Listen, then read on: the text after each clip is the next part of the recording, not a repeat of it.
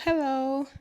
Welcome back. In today's video, I'm going to give you a step-by-step process on how to apply for the 189 visa. Please keep in mind that this process, I DIY'd it. Basically, I did it myself. So I am not an immigration attorney. I'm not an immigration officer. I am not a visa officer. I don't give visas. Most of these things were trial and error, and you cannot guarantee a visa outcome. What I'm trying to say is, even if two of us applied for this visa, submitted the same exact documents, you could have a different outcome than I do. Why? Because there are so many other factors that influences it. Age, years of experience, countries you've lived in before. Have you committed crimes in the past? Have you been denied visas in the past? Because if you've been denied visas in Australia, your outcome might be different from mine. If I've been denied visas in tier one countries like US, Canada, Australia, US, Canada, UK, New Zealand, and Australia, right? It might also influence that, schools that you went to. There are so many things that play into the outcome of a visa application. So please, I cannot guarantee that your visa will be approved or denied. I'm just telling you the step by step process that I used. Okay, this was my own step by step process. And the entire time I did it, nobody held my hand. I did not see a video like this, and I had to figure it out by myself. But I'm trying to make life a little bit easier for you, which is why I have decided to make this video. Because I have really no incentive to make this video. I could just shut up my mouth. But I promised myself during my own process that, oh my God, if I manage to succeed, hopefully I make life a little bit easier for other people. So that's why I'm making this video. So, like I said, please, I don't know. I'm just telling you what I did. And I cannot guarantee a visa outcome. Okay? Now, let's start from the very beginning. The first thing you have to do is step one, check if your occupation is eligible, because all occupations are not eligible.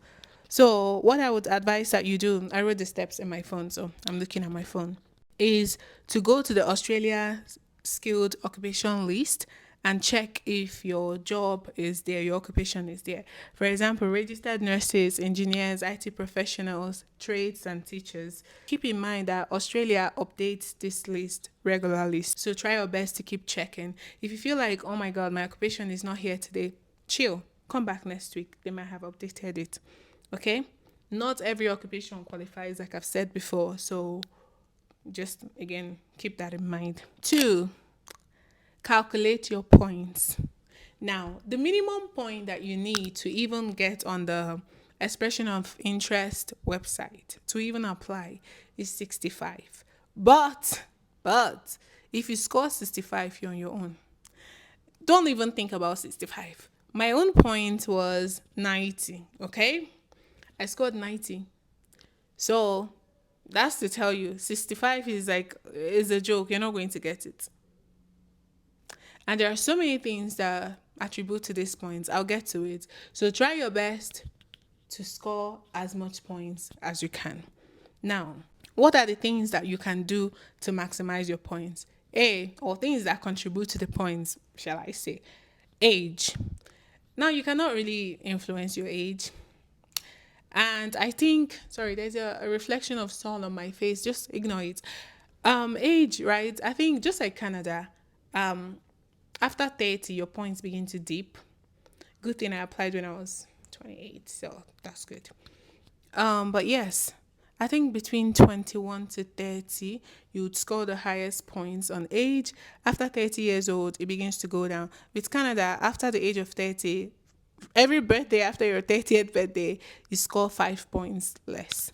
So there is that. Work experience, again, the more work experience you have, the better. Education, the higher your educational qualifications, the better. If you have a PhD, do your skills assessment with your PhD, it would give you higher points than, if you only had a bachelor's degree or a master's.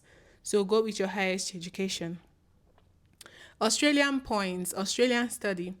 So if you have studied in Australia, you already know this, you'd have more points than someone who has not studied in Australia. Partner points. So if you have a partner, you'd actually score more points. Yeah. I think for Canada, if you have a partner, your points would dip. But of Australia, if you have a partner, your points will go up. So that's good. So most of these things, right? You cannot really change it. For example, your age, yeah. But what you can influence is English test. So let me tell you, this is where you can shine. English score, your score on the English test makes the entire difference. Okay? There's a big difference in points in getting a band 8 versus a band 9 or even an 8.5. That 0 0.5 difference, I think, equals to 5 points. So try your absolute best to max out your English test. If you have to take it multiple times, take it multiple times, because this can just be the difference between your Australian dream and nothing. And sometimes when they invite people, you see the average score is probably like 80. And then one English test would have given you 80 points, but here you are stuck at 75 points. Yeah, so you get the point. Try and max it out. For me, I maxed out my English. I maxed out my IELTS examination, so thank God. Now, you can also go to Australian Points Calculator. You can go to the website and calculate how many points you would have given your individual situation. The next point is obviously take the English test. You cannot really apply for a 189 visa without an English test. Like, you can't do that. So you need IELTS or PTE academic or OET. This is common for healthcare workers. I took the IELTS. I know it's hard, but hey, I like it. The next step is to get a skills assessment. This is where Australia checks whether your qualifications and experiences match Australian standards. Different occupations use different assessing bodies. For example, I'm a registered nurse, so I use ANMAC, which is the Australian Nursing and Midwifery, right? Yeah, ANMAC, which is basically Australian Nursing Council. And engineers use Engineers Australia. Check what the board for your occupation is and use it to, like, obviously do your skills assessment. Now, because I'm a registered nurse, I got my nursing license through APRA, which is the Australian Health Practitioner. I cannot remember what it is, but I'll put the whatever on the screen, the acronym. I got my nursing license with APRA and then I did skills assessment. Skills assessment is purely for immigration and you need a positive skills assessment, which is basically an assessment that says we have reviewed your qualifications and we are positive that it matches that of Australian standards. Yeah. Without a positive skills assessment, you cannot move forward. So get that sorted. Then and only then can you now apply for an expression of interest, an EOI. You submit your expression of interest once you have your English result, your skills assessment, and your estimated points. And you can do this through Skills Select. So you go to Skills Select, which is a website, basically Immigration and Citizenship Australia. You apply or you submit an expression of interest. This is basically saying, hey, I'm interested in moving to Australia and these are my qualifications. This is my English test result. This is my AMAC skills assessment, blah, blah, blah. You submit it and then you wait. This is the part that will test your patience. You cannot submit it and every day you're refreshing. Just go about your life.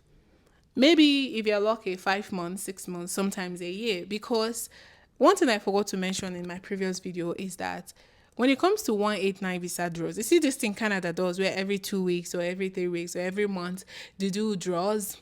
Yeah, Australia does draws like sometimes twice a year. There was even a year they were doing just one draw. One draw. When I got mine, they only do 2 draws. Just 2 in the entire year. So 2 draws, I know most times they like November.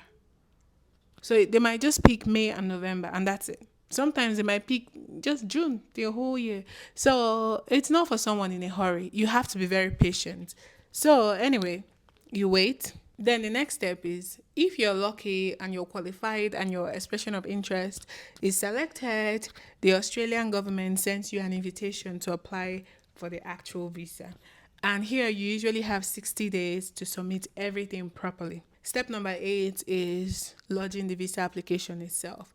You upload documents like your passport, your degree certificates, employment letters, transcripts, police clearance, medical certificates, English test, skills assessment, pay slips or pay stubs, reference letters. Oh my God, you submit your entire life, basically. Then you submit forms telling them everywhere you've been since you turned 18. They want to know. Anyway, they'll send you the website to apply. Have I said medical records? You take vaccines. You see, it's a whole lot of documentation, but yes. Then you wait for processing. Step number 9. Processing times vary, but eventually you get notified of the outcome. My own process, I submitted it December 30th, 2024, and I got my permanent residency email on October 21st, 2025. So, yes, took about 10 months. Which is the step number 10, visa grant. So, if you're approved, your visa is granted, you become an Australian permanent resident. You can live and work anywhere in Australia, and this is particularly for the 189 visa. You can later apply for citizenship after 4 years. Now, briefly, I think I've mentioned this in the last video, but know that there are two main words you need to be familiar with when it comes to Australian visa application: onshore, offshore. Onshore means I am in Australia right now, I am physically in Australia. Offshore means I'm applying from abroad. So, even people in Australia, outside of Australia, can still apply for the 189 visa, which is why it's so competitive because everyone is applying for it. Even students, workers, everyone is applying for it. So it's very competitive. Yeah, so even though 65 points is the minimum, some occupations need 80 points, 85, 90 points. So, yes, this process costs a lot of money. You have to take English test, which costs money, do skills assessment, costs money, visa fees, medicals, police checks. See, so many things. So just keep that in mind. But I would say that the 189 visa completely changed my life.